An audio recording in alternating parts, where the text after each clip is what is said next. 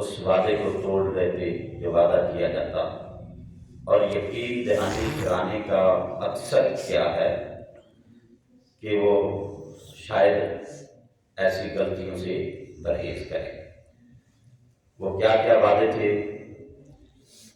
پہلا وعدہ یہ تھا، فرمایا وَإِذْ أَخَذْنَا مِيثَاقَ بَنِي إِسْرَائِيلَ لَا تَعْبُدُونَ إِلَّا اللَّهَ۔ اللہ رب العالمین نے فرمایا اور یاد کرو جب لیا تھا ہم نے پختہ وعدہ بنی اسرائیل سے اس بات کا، لا تعبدون الا اللہ، کہ نہ عبادت کرنا بجز اللہ، یعنی بنی اسرائیل سے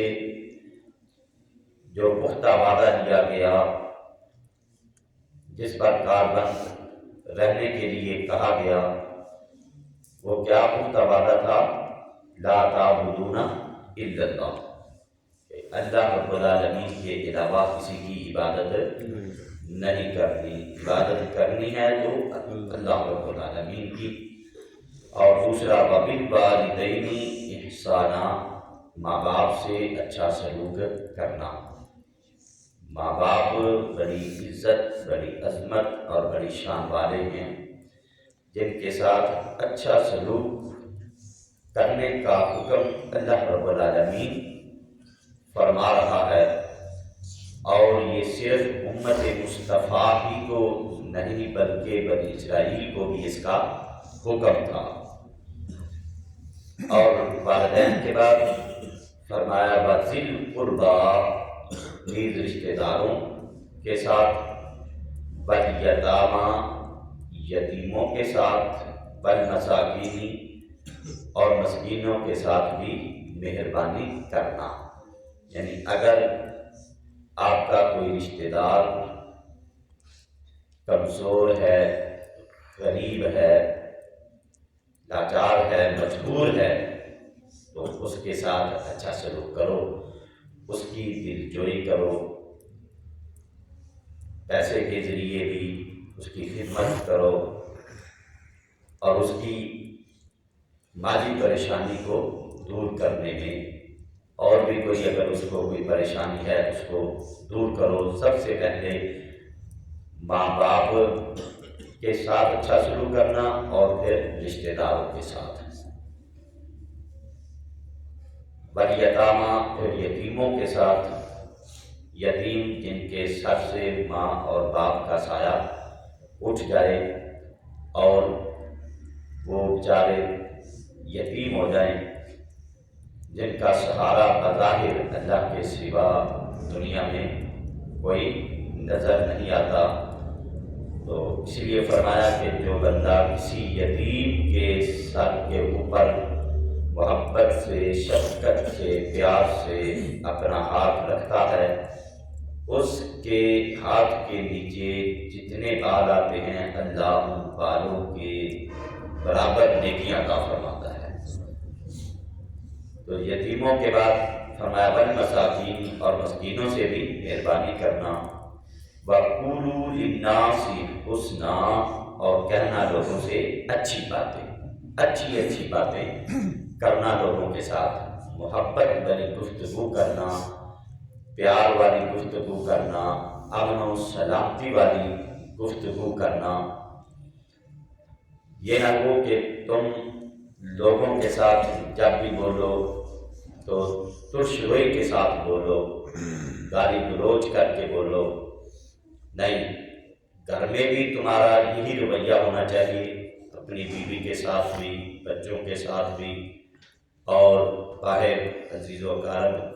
رشتہ داروں کے ساتھ بھی، دوست احباب کے ساتھ بھی آپ کا یہی رویہ ہونا چاہیے کہ جب بولو تو اچھی بات کرو۔ واقعی مسلمان بعض لوگ ایسے ہوتے ہیں کہ گھر میں جو ہے وہ بڑے سخت گیر ہوتے ہیں، اور وہ یہ سمجھتے ہیں کہ میں سخت نہ ہوں گا تو ان کی تربیت نہیں ہوگی۔ حالانکہ یہ بات نہیں ہے، میاں اور بیوی کی لڑائی سے اولاد پر منفی اثر پڑتا ہے، منفی اثرات جو ہے وہ مرتب ہوتے ہیں، اچھی تربیت نہیں ان کی ہوتی۔ وہ یہ سوچتے ہیں کہ ہمارے والدین ہر وقت آپس میں لڑتے جھگڑتے رہتے ہیں، تو اپنے اہل خانہ کو گالیاں نہیں دینا چاہیے، بلکہ جب بھی ان کے ساتھ بولے تو محبت بھرے انداز میں بولے۔ اگر کبھی کوئی کمی پیشی ہو جائے تو درگزر کرنا چاہیے، اور باہر آپ گھر سے نکلیں تو دوست احباب کے ساتھ بھی اچھی بات کہیں، وقولوا للناس حسنا، اور کہنا لوگوں سے اچھی اچھی باتیں۔ اور ابھی فرمایا وَأَقِیمُوا الصَّلَاةَ وَآتُوا الزَّکَاةَ، اور صحیح ادا کرنا نماز اور دیتے رہنا زکوٰۃ۔ تو یہ نماز جو ہے پہلے بھی امتوں پر فرض تھی ان کے مطابق، اور اس امت پر بھی نماز 5 گانا فرض ہے، جو کہ اللہ رب العالمین نے اپنے محبوب علیہ السلام کو معراج کی رات تحفہ عطا فرمایا 50 نمازوں کا، اور 50 نمازوں میں سے 5 نمازیں رہ گئی حضرت موسیٰ علیہ السلام کے وسیلے سے، توسل سے۔ تو فرمایا کہ اے محبوب صلی اللہ علیہ وسلم، آپ کی امت پڑھے گی 5، ثواب میں 50 کا ہی عطا فرماؤں گا۔ وآتوا الزکاۃ، اور زکوٰۃ دیتا رہنا۔ زکوٰۃ کا مطلب اور مقصد کیا ہوتا ہے؟ ایک تو آپ کا مال پاکیزہ ہوتا ہے، اور دوسرا غربا کی،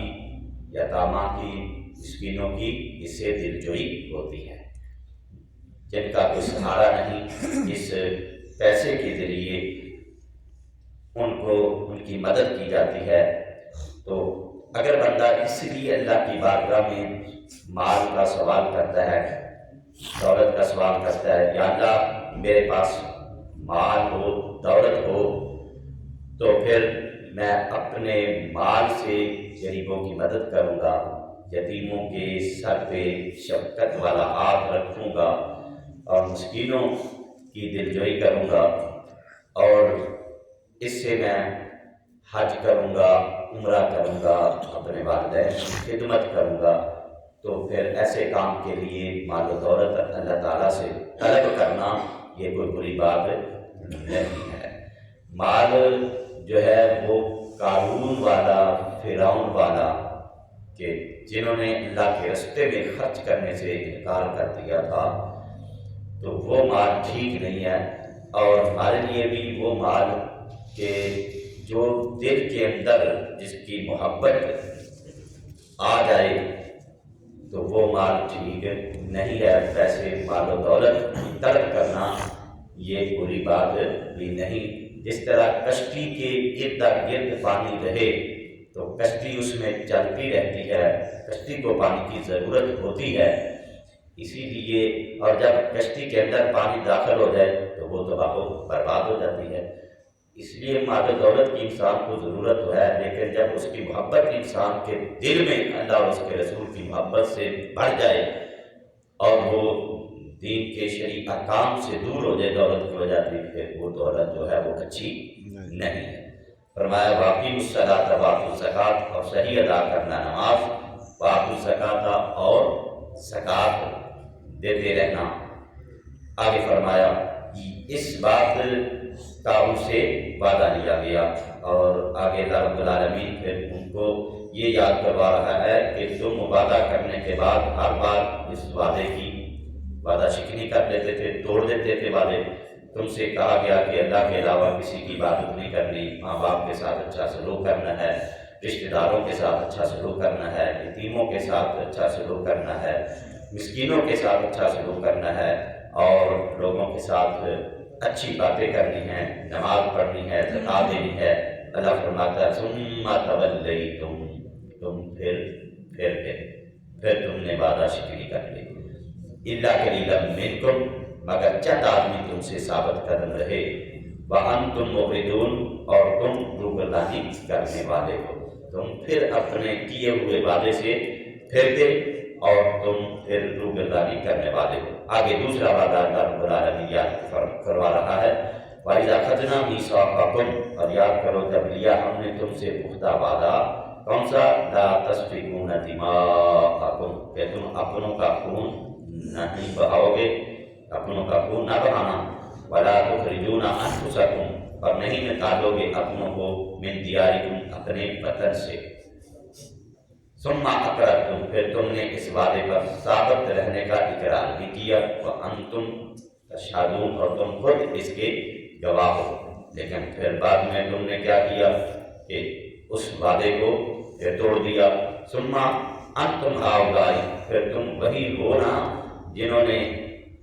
یہ وعدے کیے کہ اب تقتلون انفسکم قتل کر رہے ہو اپنوں کو، وتخرجون انفسکم وتخرجون اور نکال رہے ہو تم باہر اپنے میں سے ایک گروہ کو، من دیارہم ان کے وطن سے، تظاہرون علیہم بالاسم والعدوان نیز مدد دیتے ہو ان کے خلاف دشمنوں کو، یعنی اپنوں کو تم نے گھروں سے بھی نکالا، قتل بھی کیا، اور ان کے خلاف جو ہے اپنوں کے خلاف دوسروں کی مدد کرتے ہو، دوسرے جو لوگ ہیں وہ تمہارے ساتھ مل جاتے ہیں اور تم ان کی مدد کے ذریعے ان کو قتل بھی کر رہے ہو اپنوں کو، اور ان کو وطن سے بھی نکال رہے ہو۔ یہ قبیلے دو قبیلے تھے، یثرب کی مشرق آبادی میں دو قبیلے اوس اور خزرج، اور جو آپس میں لڑتے رہتے، اور یہودی آبادی بھی دو قبیلوں بنو قریظہ اور بنو نذیر پر مشتمل تھی۔ جب اوس اور خزرج برسر پیکار ہوتے تو بنی قریظہ اوس کے حلیم بن جاتے، یعنی مددگار ان کے ساتھ مل جاتے، اور بنو نذیر جو ہیں یہ خزرج کے، اور اس طرح یہ یہودی آپس میں ایک دوسرے کا گلا گھونٹتے، ایک دوسرے سے لڑتے جھگڑتے، اور جب جنگ ختم ہو جاتی اور مغلوب فریق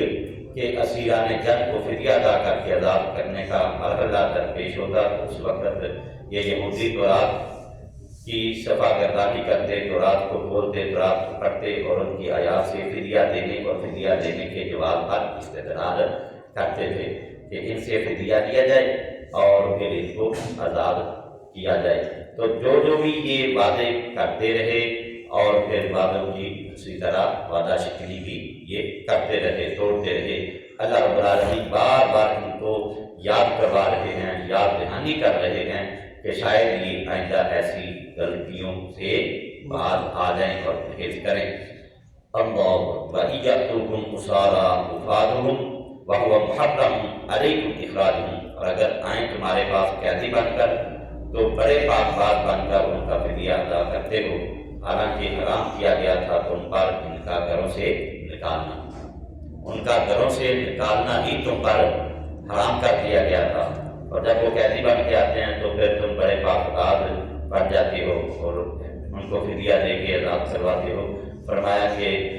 ان کا گھروں سے نکالنا ہی تم پر حرام کیا گیا تھا۔ افتؤمنون ببعض الکتاب تو کیا تم ایمان لاتے ہو کتاب کے کچھ حصے پر، وتکفرون ببعض اور بعض کا انکار کر دیتے ہو۔ یہ کیسی بات ہوئی کہ کتاب کے کچھ حصے کو تو مانتے ہو اور کچھ حصے کا انکار کر دیتے ہو۔ فما جزاء من یفعل ذلک منکم الا خزی فی الحیاۃ الدنیا فرمایا تم خود ہی کہو کیا سزا ہے ایسے ناوقار کی تم میں سے سوائے اس کے کہ رسوا رہے دنیا کی زندگی میں، وَيَوْمَ الْقِيَامَةِ يُرَدُّونَ إِلَىٰ أَشَدِّ الْعَذَابِ اور قیامت کے دن تو انہیں پھینک دیا جائے گا اشد العذاب، سخت ترین عذاب میں۔ اللہ تبارک و تعالیٰ معاف فرمائے ہمیں، ہم جو اللہ رب العالمین سے وعدے کر کے آئے ہیں، اللہ ہمیں اپنے وعدوں پہ قائم رہنے کی توفیق عطا فرمائے، بنی اسرائیل کی طرح نہ ہو جائیں جن کو اللہ بار بار ان کے وعدے یاد کروا رہا ہے، ان کو یاد دہانی کروا رہا ہے کہ یہ بھی تم سے وعدہ لیا گیا، تم نے پختہ وعدہ کر لیا لیکن پھر تم عہد شکنی کرتے رہے، تو تمہیں اس کی سزا کیا ملے گی؟ دنیا میں تم ذلیل و رسوا رہو گے اور قیامت کے دن تمہیں سخت عذاب دیا جائے گا۔ وَمَا اللَّهُ بِغَافِلٍ عَمَّا تَعْمَلُونَ اور اللہ بے خبر نہیں ہے تمہاری کرتوتوں سے، اللہ تعالیٰ تمہاری کرتوتوں سے بے خبر نہیں ہے، اللہ رب العالمین جانتا ہے جو کچھ تم کر رہے ہو۔ اللہ تبارک و تعالیٰ کی بارگاہ میں دعا ہے اللہ تعالیٰ ہم سب کو قرآن پاک سمجھنے کی توفیق عطا فرمائے۔ الصلاۃ والسلام